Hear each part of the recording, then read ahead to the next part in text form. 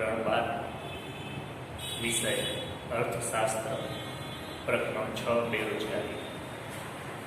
અગાઉના પીરિયડની અંદર આપણે બેરોજગારી કોને કહેવાય, બેરોજગારી માપદંડો, બેરોજગારીના પ્રકારો અને બેરોજગારીના અમુક કારણો જોઈએ છીએ. હવે અમુક કારણો જોઈએ, આજે બીજા જોઈએ બેરોજગારીના બીજા વધારાના કારણો. બરોબર છે, બેરોજગારી ઉદ્ભવવાના કારણો.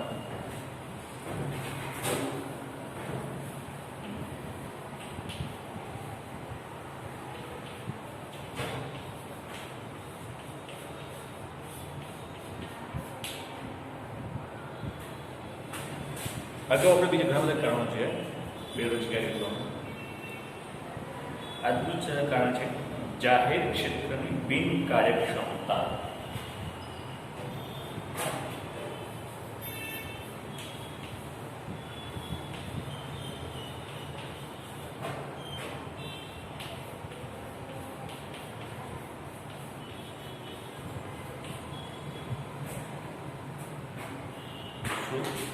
જાહેર ક્ષેત્રની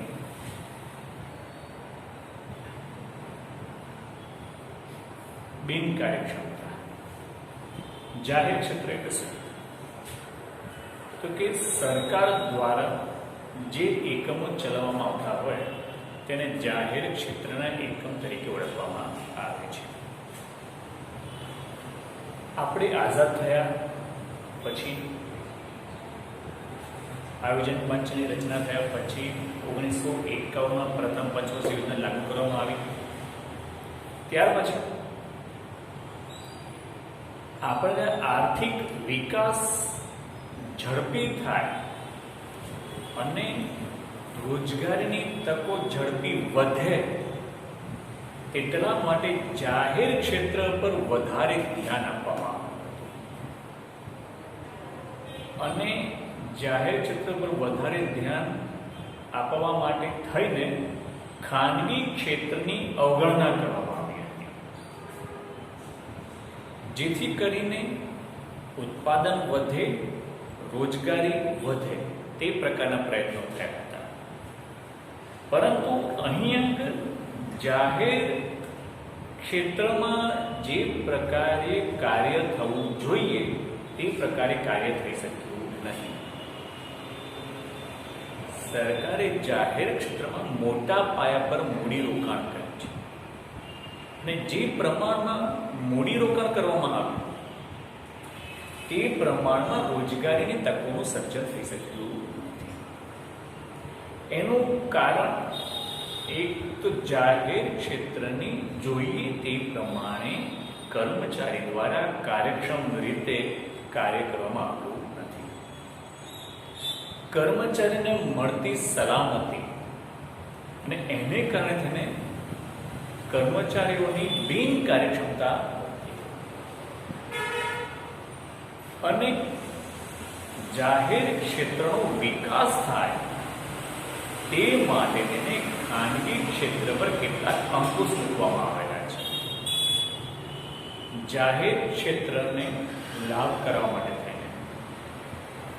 જાહેર ક્ષેત્રની વિકાસ થાય, વૃદ્ધિ થાય તે માટે થઈને ખાનગી ક્ષેત્રની અવગણના થઈ. બીજું કે જાહેર ક્ષેત્રમાં જે પ્રમાણે મૂડીરોકાણ કરવામાં આવેલું છે તે પ્રકારે રોજગારીની તકોનું સર્જન થઈ શક્યું નથી. અને બીજી બાજુ ખાનગી ક્ષેત્રમાં મૂડીરોકાણના પ્રમાણમાં રોજગારીની તકો વધારે ઊભી થતી હતી, છતાં પણ જાહેર ક્ષેત્રના કારણે થઈને ખાનગી ક્ષેત્રની અવગણના થઈ છે. અહીં જાહેર ક્ષેત્રના જે પ્રમાણે મૂડીરોકાણ થયું એ પ્રમાણે એના રોજગારીની તકોના કેટલાક અંદાજો કાઢવામાં આવ્યા. એ અંદાજો અનુસાર રોજગારી ન ઉદ્ભવી અને તેને કારણે ખાનગી ક્ષેત્ર જે રોજગારીની તકોનું સર્જન થતું હતું ઓછા મૂડી રોકાણે વધુ રોજગારી પ્રાપ્ત કરી આપ્યું હતું ખાનગી ક્ષેત્ર. તો જાહેર ક્ષેત્રના સલામતી પૂરી પાડવા માટે થઈને ખાનગી ક્ષેત્રના આર્થિક વિકાસની અવગણના થઈ. અને ખાસ કે જાહેર ક્ષેત્રે જે પ્રકારે કાર્યક્ષમ રીતે કાર્ય થવું જોઈએ તે પ્રકારે કાર્ય થઈ શક્યું નથી. એટલે જાહેર ક્ષેત્રમાં એક તો રોજગારી તકોનું સર્જન ન થયું, અને બીજું જે ખાનગી ક્ષેત્રમાં રોજગારની તકો ઊભી થતી હતી તેની અવગણના થઈ, એટલે પણ ત્યાં પણ બેરોજગારી હતી. તો એના કારણે આ જાહેર ક્ષેત્રની બિનકાર્યક્ષમતાને કારણે બેરોજગારીના પ્રમાણમાં વધારો થયેલો જોવા મળે છે. આજની તારીખમાં પણ હજી જાહેર એકમો નફો કરતા નુકસાન કરતા એકમોની સંખ્યા વધારે છે. જે પ્રમાણે જાહેર ક્ષેત્રના એકમોની સંખ્યા છે તે પ્રમાણમાં તેનો નફો પ્રાપ્ત થતો નથી, અને એ પ્રમાણમાં તેની રોજગારીની તકોનું સર્જન થતું નથી. ત્યારબાદ બીજું છે કે કૃષિ ક્ષેત્રના વિકાસની અવગણના.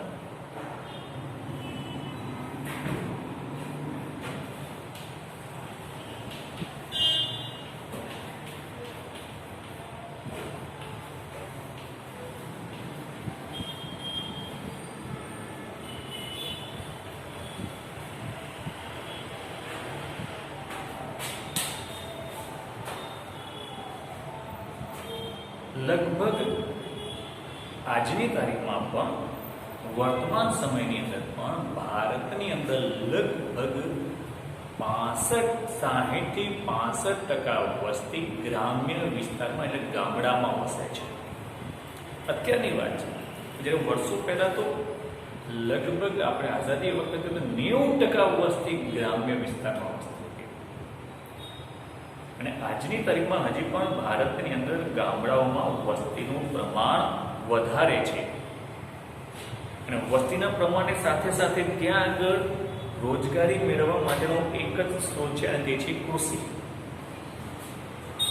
એટલે કે કૃષિ ક્ષેત્ર પર વધારે ધ્યાન આપવામાં આવે અને તેને વિકાસની તકો પૂરી પાડવામાં આવે તો કૃષિ ક્ષેત્રમાં વધારે રોજગારી પ્રાપ્ત થઈ શકે. તે પ્રકારનું આયોજન થવું જોઈએ. અહીં હાલની તારીખમાં અને આઝાદી પછી બીજી પંચવર્ષીય યોજનાથી આપણે કૃષિ ક્ષેત્ર પર પૂરતું ધ્યાન આપવામાં આવ્યું નથી, અને અન્ય ક્ષેત્રની અંદર કૃષિ ક્ષેત્ર કરતાં અન્ય ક્ષેત્રનો વિકાસ થાય તે પ્રકારના બીજી પંચવર્ષીય યોજનાની અંદર મોટા ઉદ્યોગોમાં અને પાયાના ઉદ્યોગોનો વિકાસ થાય તે પ્રકારના આયોજનો હાથ ધરવામાં આવ્યા છે. એક તો કૃષિ પર વધારે વસ્તી નભે છે, એની સામે એની પર ધ્યાન આપવામાં આવતું નથી. બીજું, 1965માં હરિયાળી ક્રાંતિ થઈ.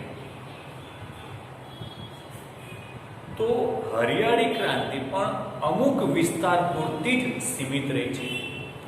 દાખલા તરીકે ગુજરાત, પંજાબ, હરિયાણા એવા અમુક રાજ્યોમાં જ હરિયાળી ક્રાંતિનો લાભ પ્રાપ્ત થયો છે. અને એમાં પણ મોટા ભાગે હરિયાળી ક્રાંતિમાં પણ મોટા ખેડૂતોને વધારે લાભ પ્રાપ્ત થયો છે. એ નાના ખેડૂતો જે પ્રમાણે દરેક ખેડૂતને આનો લાભ થવો જોઈએ તે દરેક ખેડૂતને લાભ નથી થયો. તેમજ અમુક જ વિસ્તારમાં હરિયાળી ક્રાંતિ આવી છે. કારણ કે કૃષિ પર સિંચાઈ, આજની કૃષિ અને ભૂતકાળની કૃષિ પણ હજી પણ ભારતની અંદર લગભગ 60% વાવેતર હેઠળનો વિસ્તાર એ વરસાદી ખેતી પર આધારિત છે. સિંચાઈની અપૂરતી સગવડો. શું?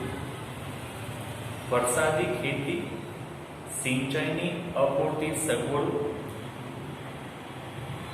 મધ્યમ ગાળા તેમજ ધિરાણ, નીચા દરના ધિરાણનો અભાવ, તેમજ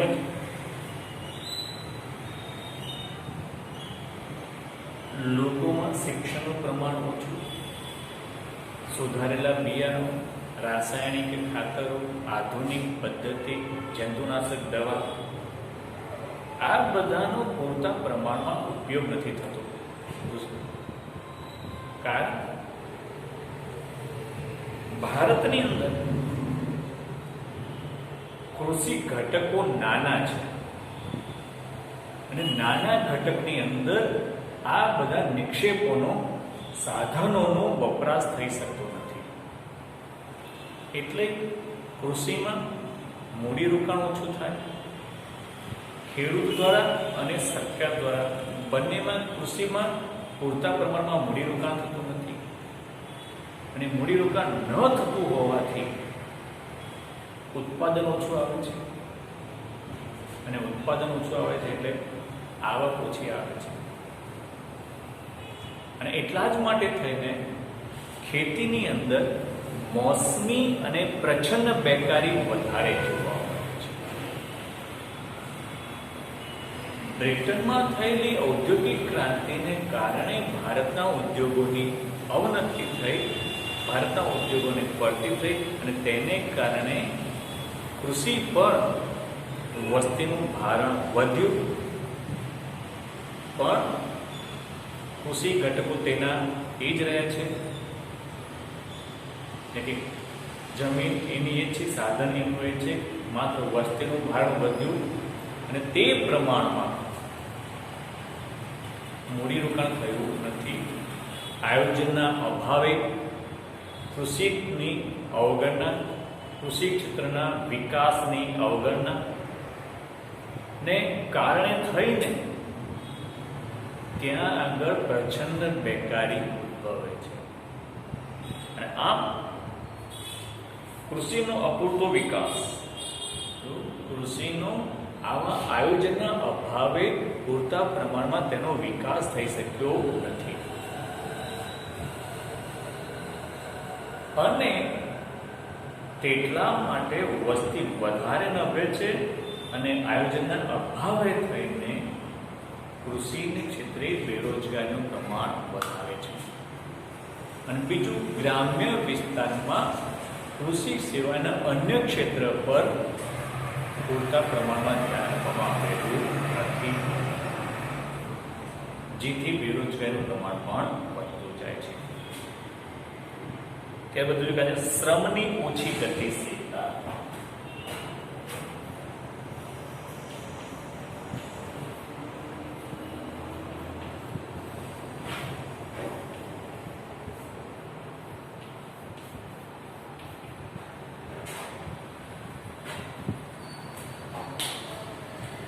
શ્રમની ઓછી ગતિશીલતા એટલે કે શ્રમ ભારતની અંદર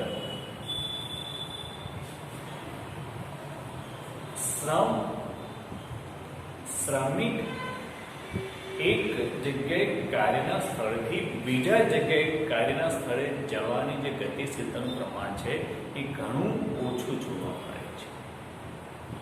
એના માટે ઘણા બધા પરિબળો જવાબદાર છે. સામાજિક પરિબળ એટલે કે માનવી સામાજિક પ્રાણી છે, એ સમાજની અંદર રહે છે અને પોતાની આસપાસ રહેતા પોતાના કુટુંબીજનોથી તે દૂર જવા માંગતો નથી. તેમજ ભાષા, ધર્મ, આપણે કહેવાય છે ગુજરાતની અંદર 12 ગામોએ બોલી બદલાય. ભારતની અંદર ઢગલાબંધ પ્રકારની ભાષા છે. આપણે કહીએ છીએ ભારતીય રાષ્ટ્રીય ભાષા હિન્દી છે, પરંતુ આજના ઘણા રાજ્યો એવા છે એ રાજ્યોની અંદર હિન્દીનું ચલણ ઘણું ઓછું જોવા મળે છે. ત્યાં આગળ તેમની સ્થાનિક ભાષાનું ચલણ વધારે હોય છે. એટલે તેમજ ધર્મ. ભારત એક બિન સાંપ્રદાયિક દેશ છે, એટલે ભારતમાં ઘણા બધા ધર્મો આવેલા છે અને આ ધાર્મિક પરિબળ પણ શ્રમની ગતિશીલતાને મર્યાદા પૂરી પાડે છે. તેમજ રીત રિવાજ, સંસ્કૃતિ, રીત રિવાજ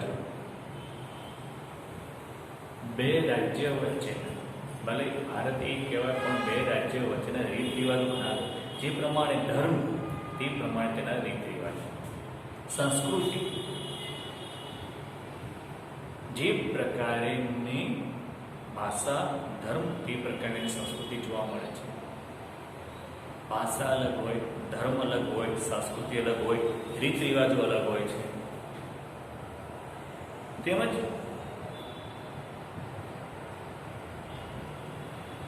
માહિતીનો પણ અભાવ જોવા મળે છે. કયા રાજ્યની અંદર આવકના સ્ત્રોત કેટલા છે તે અંગેની માહિતી પૂરતા પ્રમાણમાં નથી. તેમજ વાહન વ્યવહારનો અપૂરતી સગવડ. હજી પણ ઘણી જગ્યાએ, ઘણા રાજ્યોની અંદર આંતરિક વાહન વ્યવહારની ઘણી બધી સમસ્યા જોવા મળે છે. રસ્તાઓના પૂરતા પ્રમાણમાં વિકાસ થયો, રહેઠાણની સમસ્યા. આ અમુક પરિબળો એવા છે જેને કારણે થઈને લોકો એક જગ્યાએથી બીજી જગ્યાએ સ્થળાંતર કરવામાં હિચકિચાતા હોય છે, અસલામતી અનુભવતા હોય છે. તેને કારણે ભારતમાં શ્રમની ગતિશીલતા ઓછી જોવા મળે છે. તેમજ કેટલાક લોકોને શહેરનું આકર્ષણ હોય છે.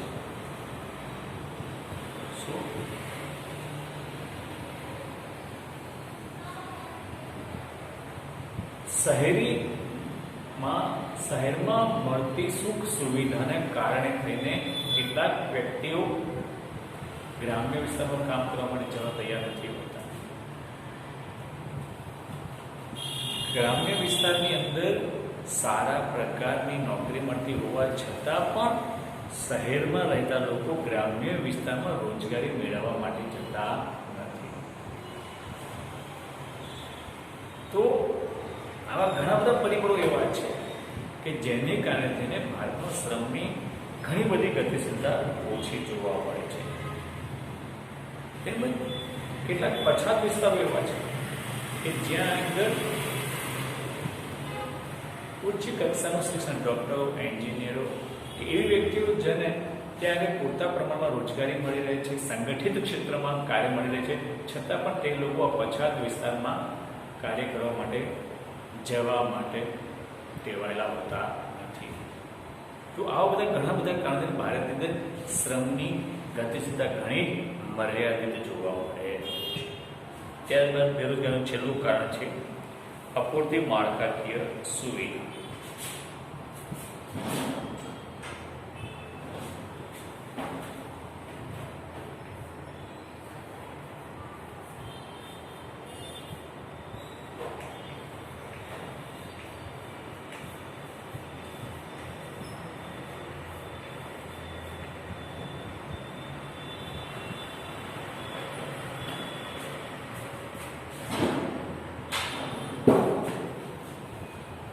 માળખાકીય સુવિધા એટલે કઈ?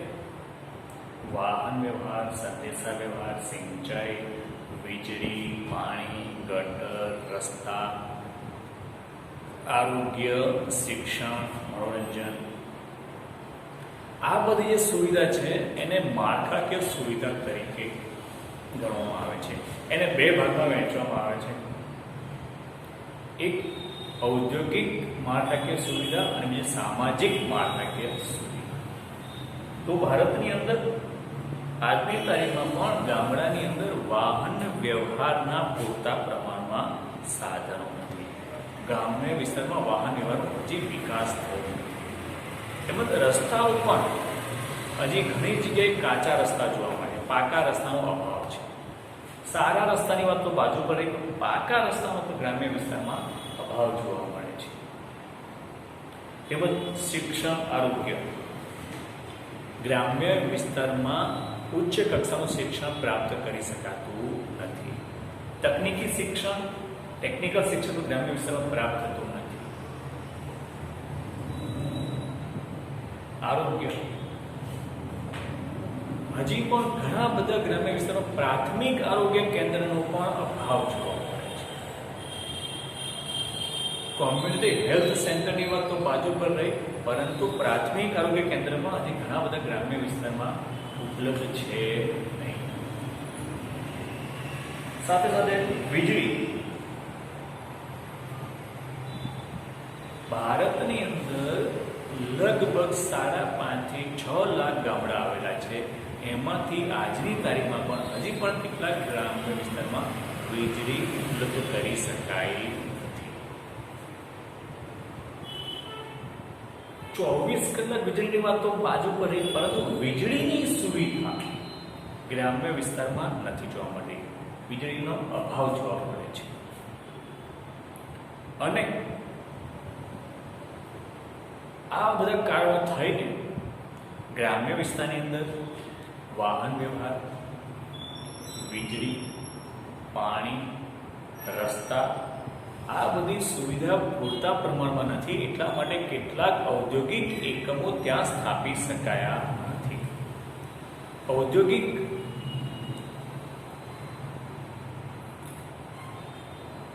માલિકો ત્યાં ઉદ્યોગ સ્થાપવા માંગતા નથી.